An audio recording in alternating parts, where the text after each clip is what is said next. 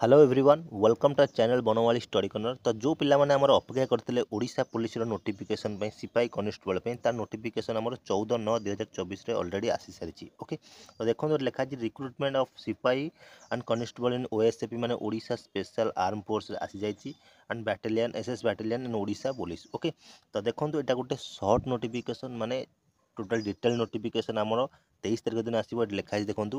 तो ये कौन लिखाई देखी दिखाँ पुणी लिखाई देख ए detail advertisement along with eligibility criteria कौन एज कौन एजुकेशनल क्वालिफिकेशन कौन मैंने केते पढ़ी कैटेगरी वाइज वैकेंसी केते केते रहिबो तापर को थरे मोड ऑफ एग्जामिनेशन कौन ऑनलाइन हम कि ऑफलाइन हम सिलेबस कौन रहिबो तापर कौन तो सबू आमर 23/9/2024 माने आज है संडे नेक्स्ट मंडे को आमर आसीज। ओके 10टा बेलू आवेलेबल हो तो से दिन आप आप्लाय करेंगे। ओके तो ये कही देखो रेगुलाली आप वेबसाइट को विजिट करूँ नोटिफिकेशन पाई। ओके तो ये थिला आपन जो अपेक्षा करते 1360 सिपाही कनेस्टेबल नोटिफिकेशन सर्ट नोटिफिकेशन। ओके ताने 100% कन्फर्म आमर 23 तारिख रू ऑनलाइन अप्लाई हो डिटेल नोटिफिकेशन सह।